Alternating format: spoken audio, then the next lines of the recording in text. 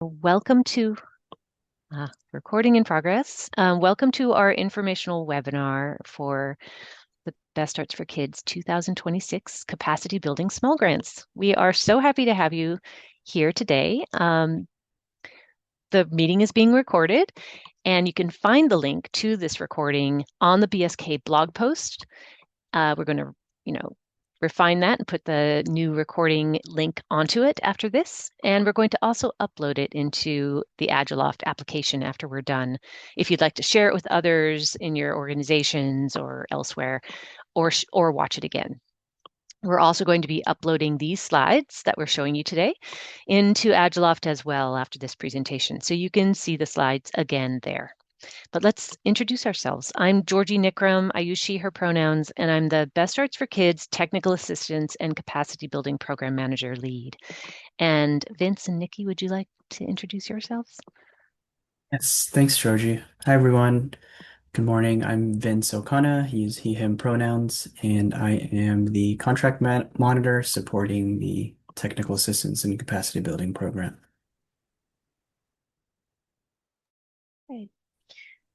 Hi everyone, I'm Nikki Nguyen. I am the contract specialist with the Department of Community and Human Services Contracts and Procurement Unit, and I am the solicitation specialist for this RFA.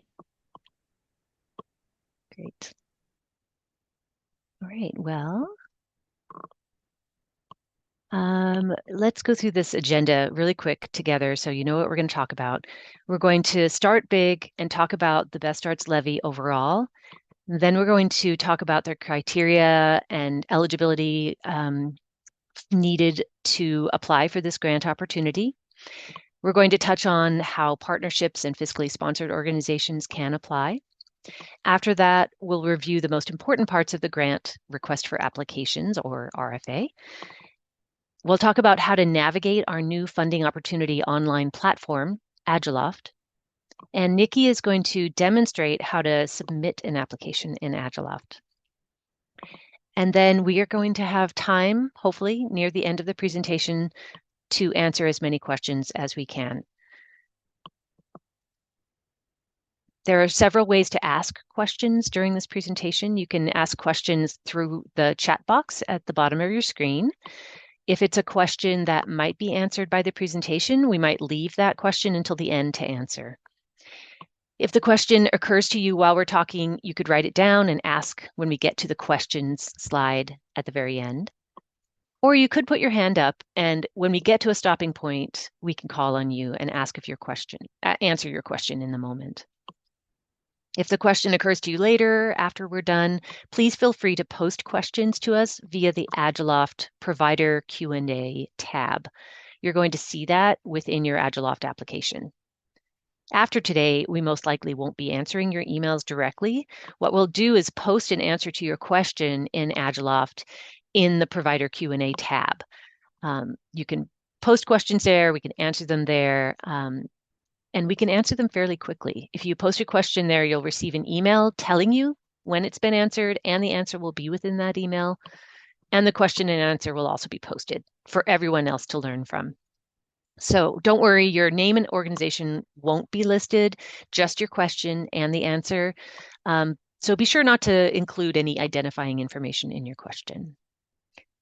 For those of you who haven't posted questions, please still read through the provider Q&A tab in Agiloft because you might find answers to little questions that you didn't even know you had.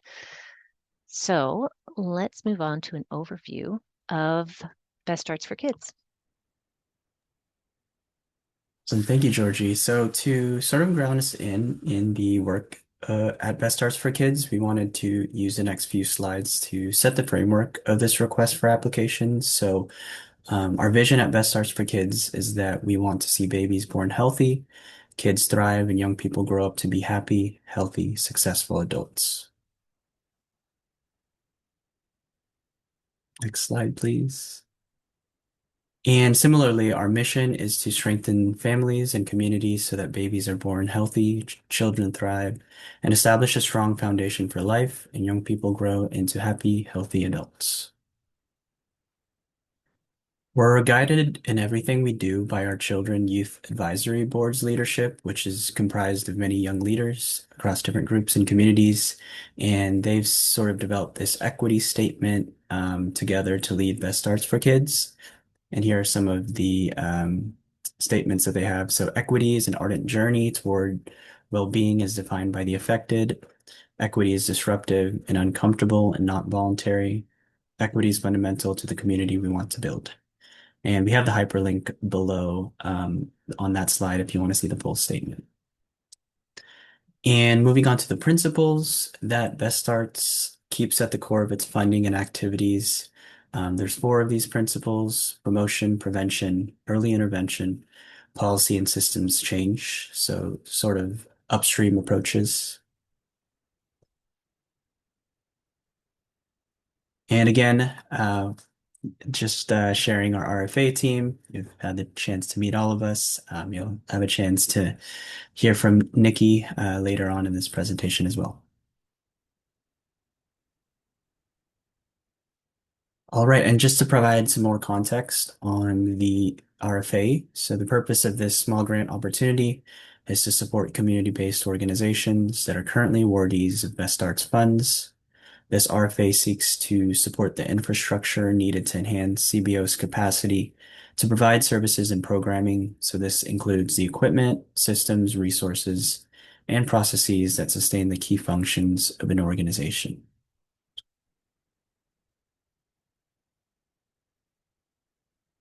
Thanks so much, Vince. Okay, so we wanted to talk a little bit about how this RFA connects to the larger Best Arts work. These small grants are designed to support the infrastructure, as Vince was saying, needed to strengthen our Best Arts partners' capacity to provide the services and programming that you want to provide. So small grant funds support all Best Arts strategies and investments. Community-based organizations that are currently funded by any of the Best Arts strategies are eligible. You can ask for funds to support the infrastructure of your whole organization, not just the program that Best Arts is funding. So for example, you can ask for new computers for your fiscal staff or your executive director.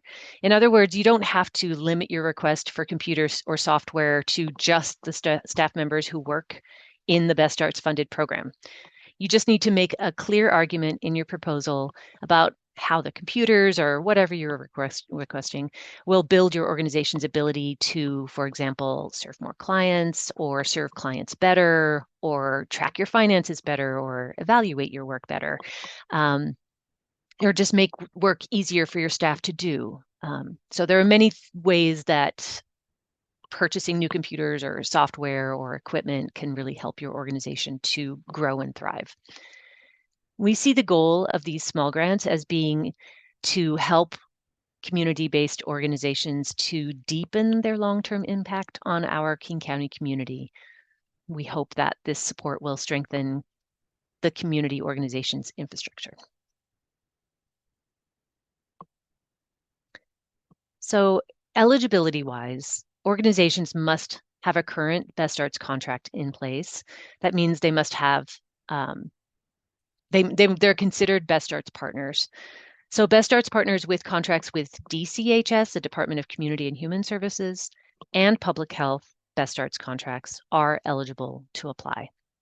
Schools Out Washington Expanded Learning Partners have contracts through Schools Out Washington. They are also considered Best Arts partners and are eligible to apply. All Communities of Opportunity funded partners they're part of Best Arts, they're eligible to apply. This includes community partnership grantee partners. All key partners in the COO community partnership grant partnerships are considered Best Arts partners and are eligible to apply. If your organization has been awarded and your contract is pending signature, most likely you're considered a Best Arts partner and are eligible to apply. If you are a recent awardee, but your contract hasn't quite been finalized yet, you can reach out to Nikki, our solicitation specialist. There are just a couple of organizations in that situation who aren't already a Best Arts partner through another strategy and might be wondering if they're eligible for this small grant. As we note in the RFA, we're prioritizing organizations that have been operating for less than 5 years or are expanding services to a new geographic area. We still encourage all Best Starts contracted partners to apply for this opportunity. We don't know how many organizations will apply that have been operating less than 5 years or that are expanding into a new geographic area. There might not be very many, and we are expecting to be able to fund 90 to 100 applicants for this mini grant. We have almost 400 organizations funded by Best Starts for Kids. So anyway, many are not expanding to a new area or are less, they're not new. So we do encourage all of our Best Starts partners to apply for this.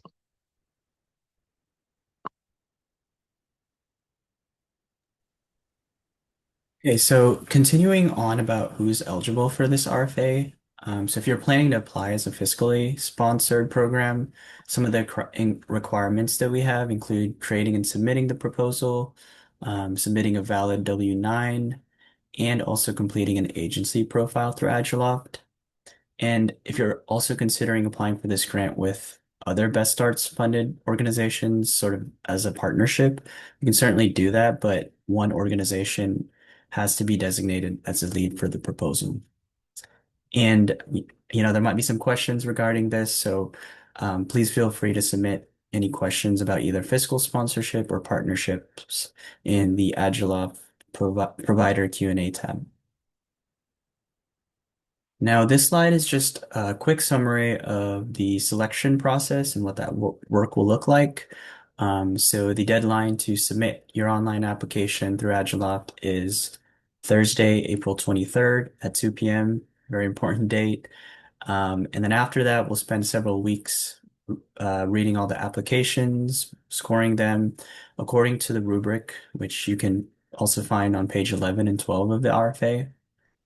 And our hope is that June 12th is the date that we'll send out an announcement email to awardees. And so we'll email the person listed as the applicant and also the executive director in the summary information of the application in Agilloft. And so once you find out you're awarded to receive your funds, you must then sign an LOA, a letter of agreement contract with DCHS, which will then be saved on Agilloft. And then you'll need to go into Agilloft and invoice for the award. And just something to note about the award period. So that is the period during which the organization must spend these small grant funds. So starting on the date of your LOA contract and when it's signed, you have about 90 days after the date you receive the grant funds to use. So the whole award period will likely be a little longer than 90 days because you can start purchasing approved items as soon as your contract is fully signed.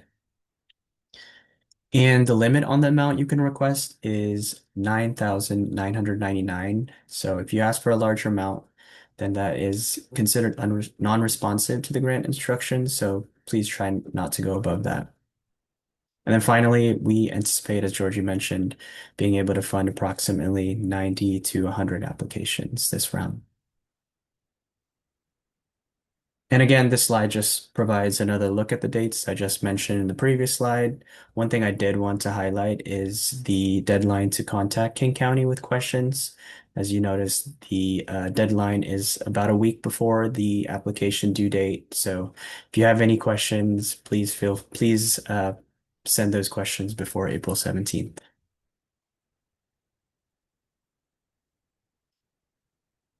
Okay, regarding reporting and evaluation, awarded providers will be required to upload receipts and a general ledger report showing funds were spent within the award period. You'll upload those receipts into the same Agiloft application that you applied with.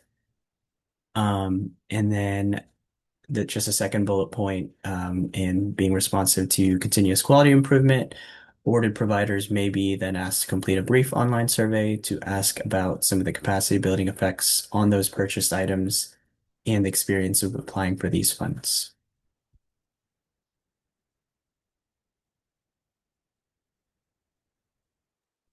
Okay, so we wanted to tell you a little bit about how we're going to rate and review your applications. So how are we going to do that? Well, the application has just 6 scored questions. There are 2 main ones. You'll find the scored questions in the checklist and narrative questions document that's in the attachment tab of your Agiloft application.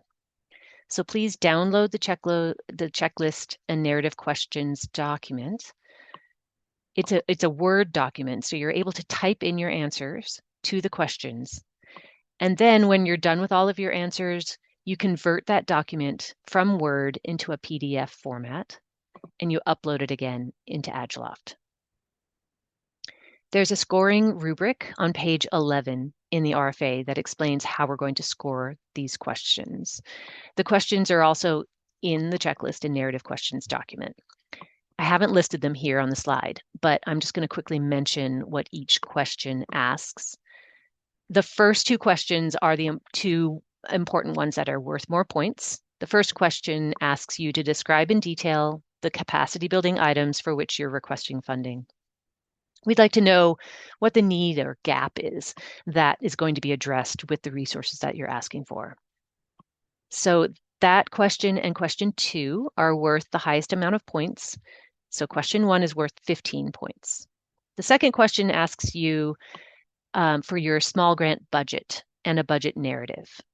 So give us a very simple budget and briefly explain where you got your cost estimates, kind of all in one answer. Question 1 is worth 15 points. So this question and question 1 are the most important to answer, but you do not need to be long-winded about it. This is a mini grant. We want it to be simple.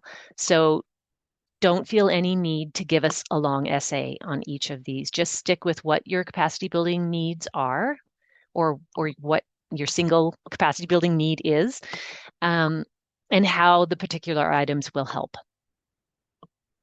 And then the next 4 questions are tiebreaker type questions that may or may not influence whether folks get a grant. They just really help us to prioritize applicants. So question number 3 asks whether your request will support the fiscal management capacity of your organization. If it does or doesn't, just answer yes or no. This will not make or break whether you get this grant, most likely. It's only worth 5 points. Question number 4 is simply the year your organization was founded. Applicants receive 2 points if they're an organization that was founded in 2021 or more recently. Again, not a make or break question. Question number 5 asks if the capacity building resources you're requesting are going to help your organization to expand into a new geographic area in King County. If the answer is yes, just briefly describe how in a sentence or 2. This is only worth 3 points. Don't spend a lot of time on it. Your answer doesn't need to be lengthy. If the answer is no, and you're not expanding into a new geographic area, that is fine too. Simply put, no, we're not expanding. The 6th question is letting us know whether you received a 2024 capacity building small grant. If you didn't, you'll get an extra 5 points. We don't expect just one of these questions to make or break the award decisions. And FYI, there are some preliminary unscored questions that are also asked in the application. They're in the application summary questions tab in Agiloft. The questions include the Best Start strategy that you're funded by. So there you'll want to type in whatever Best Start strategy funds you. Just one is fine. If you're funded by multiple strategies, you could just tell us one. For example, Help Me Grow, or youth development, or expanded learning, etc. And secondly, we ask whether you're fiscally sponsored, just so we can keep track of that better. We also ask whether your organization does positive family connections or innovation support type of work in the community. And these are simply helping us identify what kinds of work each applicant is doing. But I'd give you a couple slides about budget. So again, this is the answers you put about your budget for this mini grant are in question 2. So they're in the checklist and narrative questions Word document that you're going to download, question number 2. So first, you should develop your budget with the understanding that awardees will be required to spend the funds within 90 days, as Vince mentioned earlier, after their funds are issued to you. So you can't assign expenses to this grant award that occurred prior to the award date, which is the date of your letter of agreement gets signed. And, we hope that that's going to be around July 1st. And then, let's see, budgets should be written in question 2 in your checklist. No need to upload a spreadsheet. You should list out each item you propose to have funded by this small grant.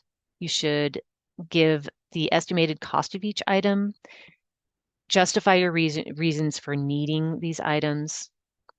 It is so much better if you do a little bit of research to get the estimated cost, and put that in the grant. Like we went to Costco. We know that these computers we're asking for are $500 each, or a more specific number. That's really helpful. And I'll just mention that we do pay for taxes as well. So you could estimate the amount of sales tax that it'll, and add that into your budget.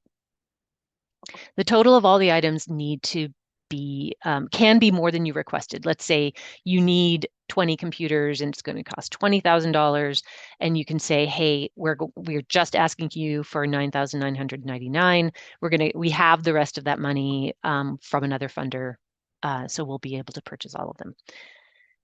And then be sure to not include any overhead costs in your budget, including FTE, staff employees. Those are not allowable costs. I'm gonna go over and not allowable costs in just a few slides. Yeah, just follow the instructions that are also listed in that checklist and narrative questions document. When you download it, you'll see a few more instructions, so be sure to read those. Okay, here's a budget example. We've included a lot of items in this example, so you can see some allowable items to request.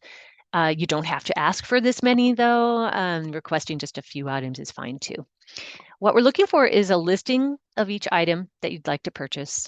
Tell us the number of items if you want more than one of the same item, and then provide a simple description, and then the amount that the items will cost. It'll probably require some research, as I mentioned, on your part. Sometimes it can be helpful to ask for bids.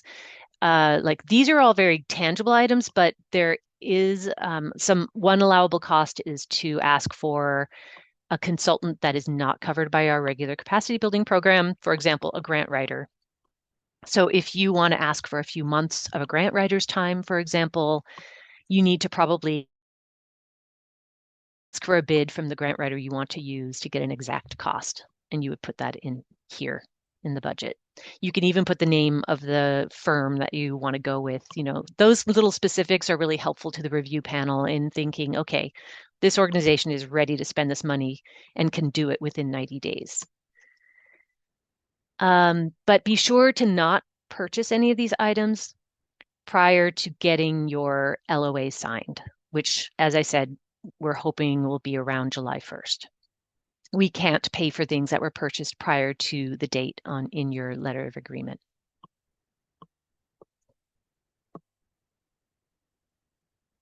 So these two slides are going to talk about, first, slide 1 talks about the items that can be supported by this small grant. And then my next slide will talk about items that cannot be supported by the small grant. On this one, it shows that there are many items that you can request. The items can support just building capacity for your entire organization. As I mentioned, not just the Best Arts, funded program within your organization. So this list, it has examples that are not comprehensive. You may have other needs that also fit into this small grant opportunity. You could ask those questions in the program Q&A tab in Agiloft. So Also, you could look at the past examples document that's uploaded into the Agilent RFA. That lists examples from past projects that were awarded. So equipment is a big one. A lot of people ask for IT equipment or devices. Financial tracking systems like QuickBooks or MIP, those kinds of systems you can ask for. Databases such as like, okay, we want to start using Salesforce, or we want an upgraded version of Salesforce, or we want to use Apricot, or we want to use, and we need help purchasing that. That's exactly what we want to fund with this small grant. But I should mention that you need to make a case that you're going to be increasing your capacity with this purchase. So it can't just be, hey, will you cover the $10,000 this year for Apricot? It's, if it's an ongoing cost, that's not capacity building. So please make sure that you're providing like a new or upgraded or some kind of description or justification for why this is capacity building. Let's see. So project or program management software, as I mentioned, office equipment, such as printers, for example, um, subscriptions like a new subscription or more or higher subscription of Zoom, or perhaps there's some kind of grant seeking database that you've never had before, like major donors or foundations and corporation giving that you want to purchase. That would be an allowable cost. And then, as I mentioned earlier, you can ask for consultation and or professional services that are not offered through our Best Starts capacity building program.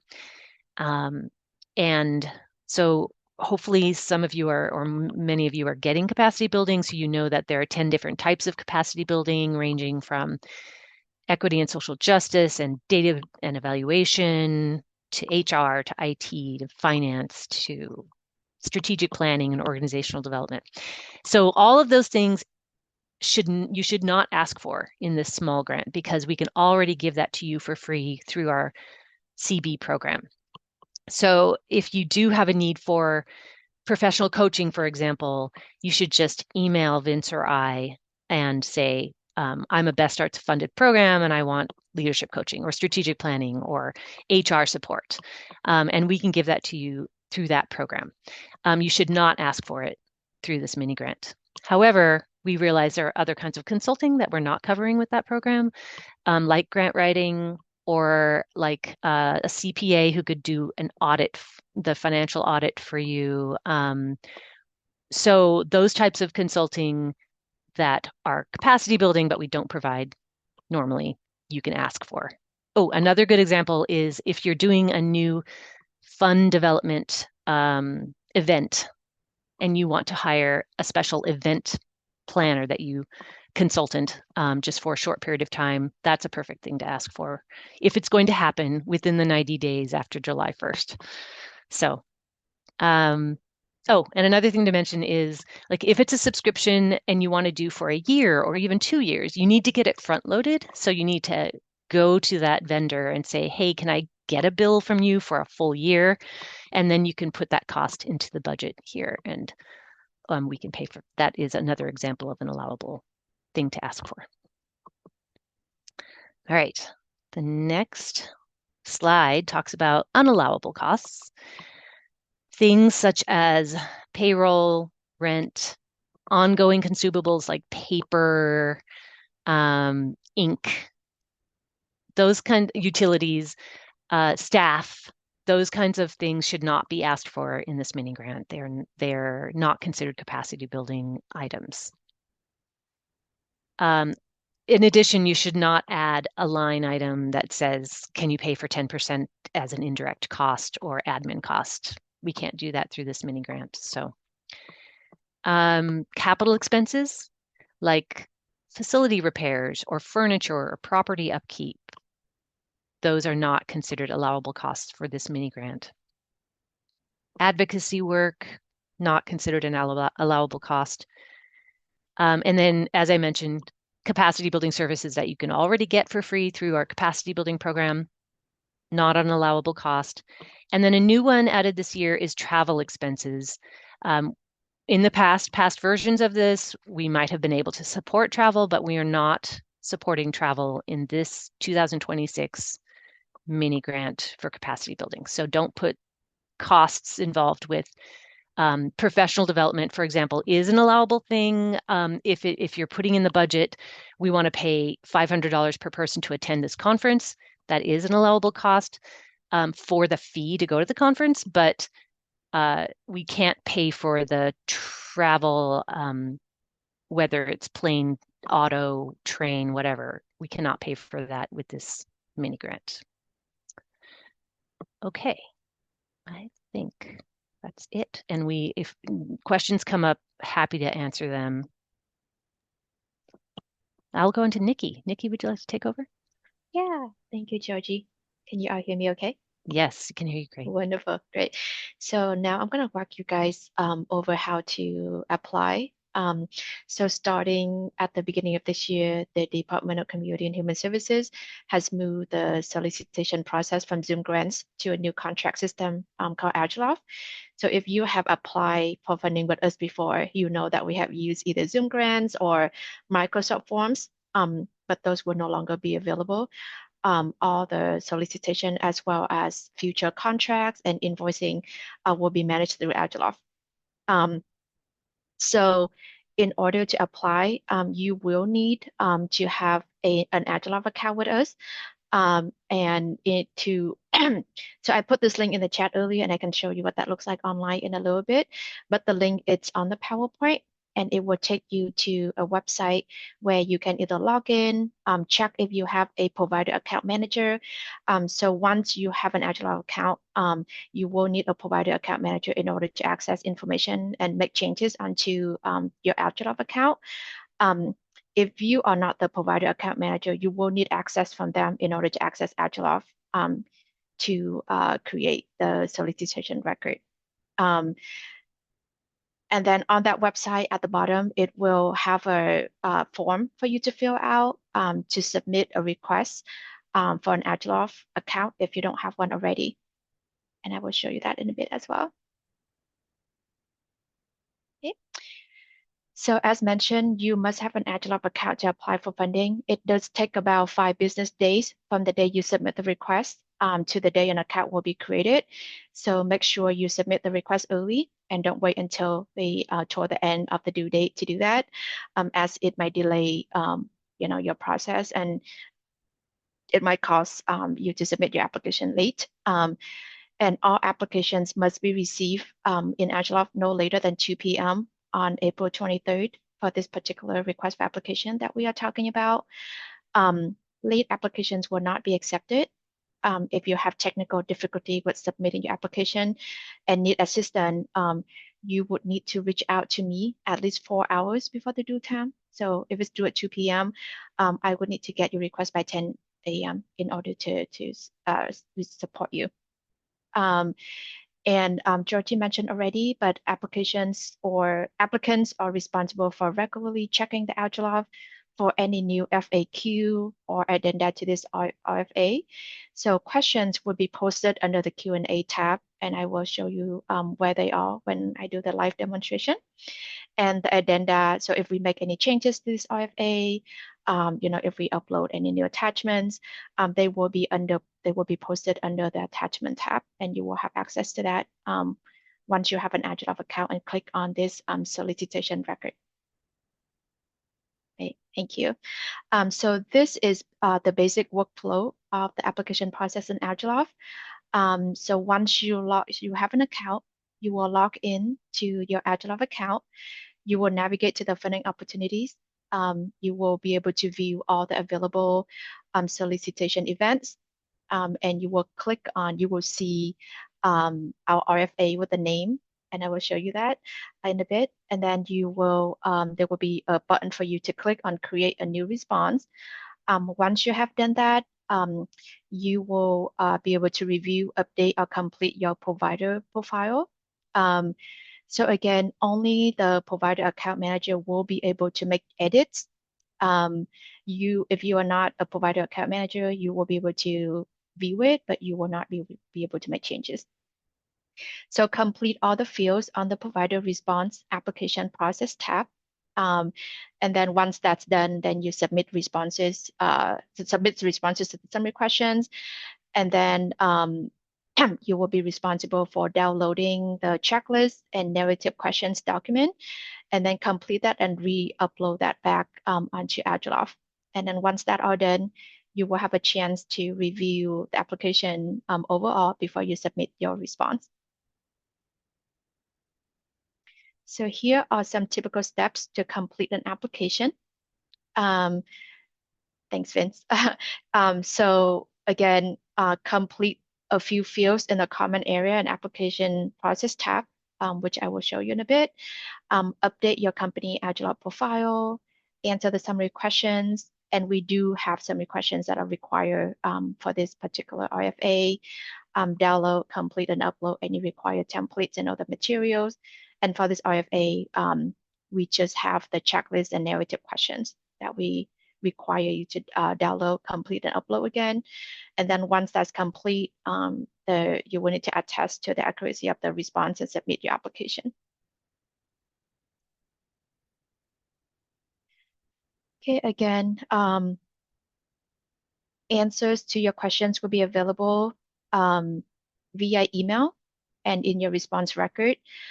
So all questions will need to be submitted through the Q&A tab in Agilov. As Georgie mentioned, when we provide a response, it will go to your email as well as posted in Agilov for everyone to see. But all questions will need to be submitted through Agilov. So do not send the questions to us. And do not reach out to any DCHS staff member as well about this open solicitation, as it might result in disqualification of your application. So during the opening period, per procurement rule, we are not allowed to speak or connect individually with any applicant. So everything has to be written and open and available to everyone to see. Okay, so now I'm going to take over and share my screen, and I will show you how to apply for funding.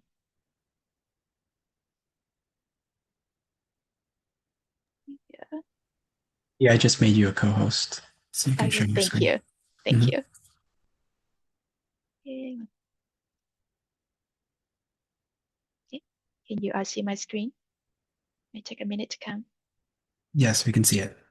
Okay, wonderful. So if you want to log in, create an account, check if you have a provider account manager, review the RFA materials, you're gonna click on the link on slide 21, and you will have access to the PowerPoint once this meeting is over. So you will have access to that link, and I put that link in the chat earlier as well. Once you click on that link, it will take you to this web page. So if you have an AgileLab account already, you will click here to log in. You will be able to check if your organization has a provider account manager already by looking at this table, and you can filter throughout as well. You can search your organization name. If you don't have an AgileLab account already, you can submit a request to the AgileLab team to request for an account to be created, and you will complete this brief form and email it directly to them. But you will see some video recordings on how to manage AgileLab accounts on here. And if you are awarded in the future and submit invoices through AgileLab, there is also another recording to walk you through that process. All right, and I want to remind you all again that it might take up to 5 days to create an account for you, so make sure you submit the request early. So once you have an AgileLab account, you're going to navigate to the funding up. Hold on, actually. Once you log in, so once you have an AgileLab account log in, it will take you to this page. And you will click on view all funding opportunity solicitation. So if you follow the workflow chart that we showed you earlier, it will take you to this step. You will see the BSK 2026 capacity building small grants on there. So you can access it by either clicking on the name or the ID. So either one will take you into the record. So at the very top, this is the comment area. It has all the detailed information about this solicitation. The max contract amount is $9,999. Um, if you scroll down, you will see the purpose of the solicitation. And this gives you basic information on the types of program we are accepting responses for, services we are hoping to provide to the community, and it will give you a bit more information about whether your organization is a good fit for this RFA. The next tab is the application process. So this tab will provide information and help you to understand what you need to do to apply. It includes basic information on what you're expected to do. So you can see more information about the attachments, be able to download, like past example projects, the instruction on the RFA document. So make sure you download and look at these documents in details because it provides very detailed information about this program, what we are expected from you, details we are looking from your application, how we rate applications, due dates, and other important information will be included in here. The RFA applicant checklist and narrative questions is the document that we mentioned earlier where you will need to download and make sure you complete all the checklists, make sure you provide responses to all the questions before you upload again. So you will be able to download this document by clicking on the arrow right here. And you can save it on your desktop, complete it and re-upload it. Okay. The Q&A tab is where you will be able to ask questions as well as see the responses for the questions that have been asked by other applicants. And I will show you how you can submit a question in a little bit.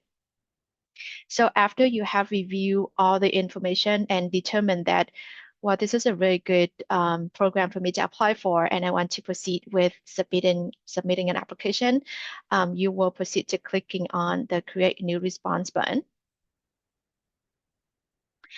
And I cannot save it because we don't want a bunch of testing applicants floating around. But once I save, there are other features that you will see that you will not be able to see on here, and I will show you that in a bit on another screen.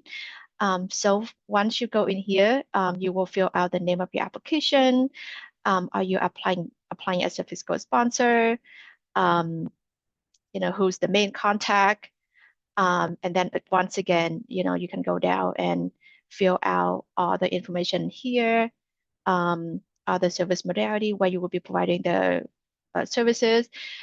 You will select the goods and services that you will provide. So you're going to click on here and select the services that are most closely matched with your organization.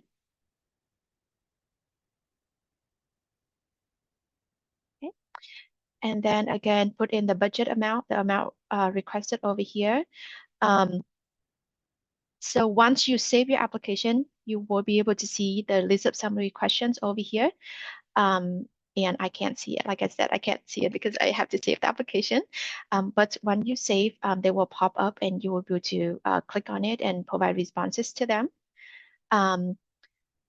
For the application materials, again, you would have to download and save the application checklist and narrative questions on your desktop, provide responses to the questions, and re-upload. So you will re-upload it to your application over here. A few things I want to mention that is really important is that you need to be in edit mode. And I will show you that on a recording in a bit. I'm not able to show you that if I'm not saved. And after everything's done, if you want to look at, review solicitation details, you can go to this tab. If you want to look at questions and answers, you can go to this tab. And this is also the tab that you will be able to submit your questions. And you cannot ask the questions until you have created a response record. So in other words, if you haven't started an application, you will not be able to ask a question. right? You can see the responses, but you will not be able to see you will not be able to ask a question. So if you have a questions while you're completing your application, you can go to this tab and you can put your questions up here. Once you submit the questions, it will come to us. So Georgie and I will be notified, and we will go in and provide a response to you pretty quickly, as Georgie mentioned earlier. And the response will come directly to your email, as well as being published on here for everyone to see. Um, I think those are the main things. So I save a few. So there is a recording on how to walk you through these steps, and it provides a lot more details information than what I just showed you. And we have included that link in the PowerPoint, so make sure you watch that video recording before you start your application. Um, but a couple of important things that I want to show you that I was not able to because I did not save the application. So once you save the application, make sure you are in edit mode, in edit record, in order for you to make any changes to your application. And then save regularly. See what else. And then for the summary questions, because I didn't save my record, I wasn't able to see it.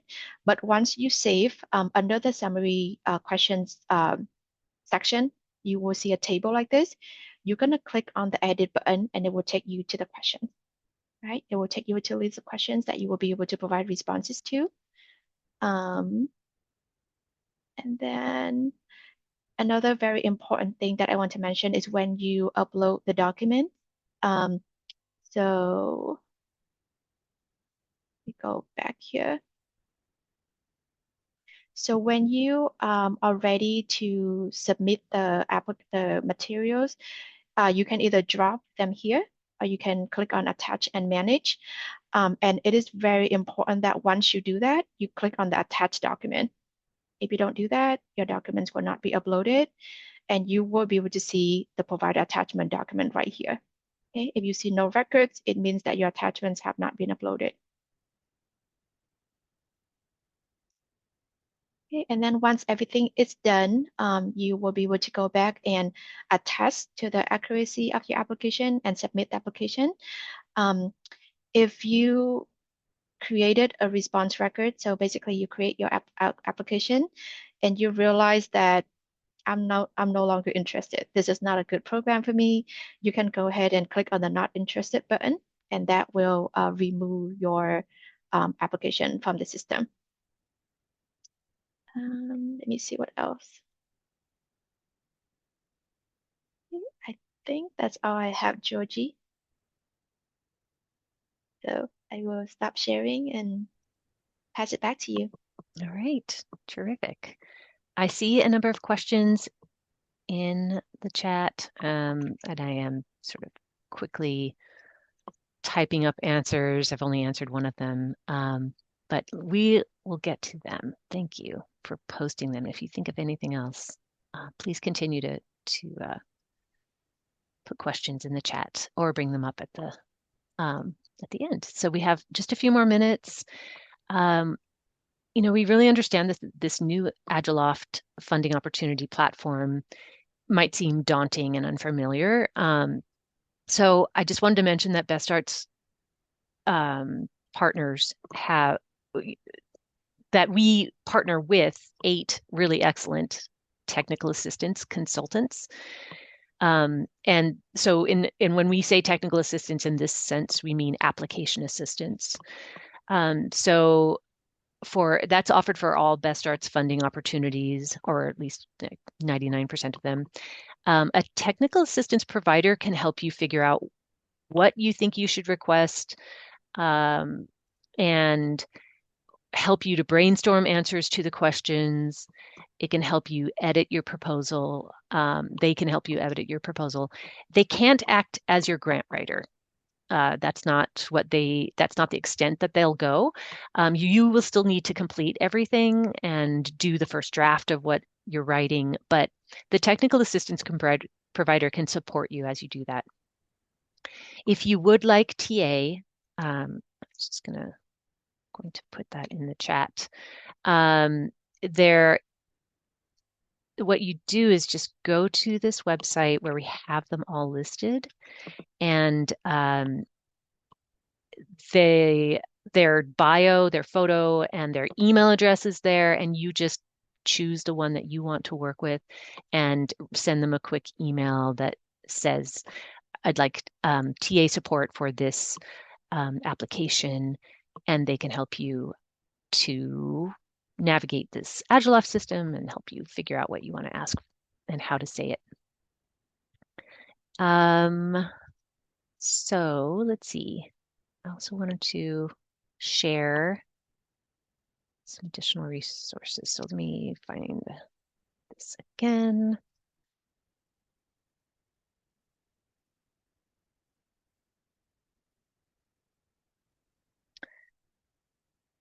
Okay. Having trouble finding the share button again. So I'm going to share my screen.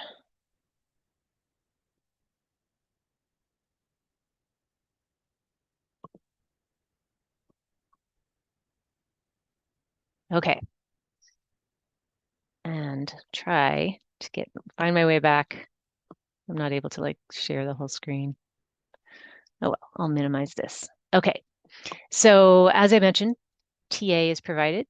So this slide just tells you a little bit more about that. And then we put together some additional resources here. There's a really wonderful 35-minute video where Nikki was just pointing you toward that main Agiloft website. It gives you really clear, lots of great details about where to click in this new Agiloft system. So hope that you'll take advantage of and watch that 35-minute video. There are also these office hours, as mentioned, Wednesdays, 11 a.m. to 12 p.m. And then we have the provider Q&A tab that you please feel free to ask questions on, and we'll answer as soon as we can. And then we're going to upload these slides. And then if you need any kind of alternative format, for example, you need any of the materials in other languages or in Braille or any other format, please let us know. Nikki is the person to go to there to help you. And then I think we're doing questions and answers. So I'll stop sharing. So there are some great questions in the chat.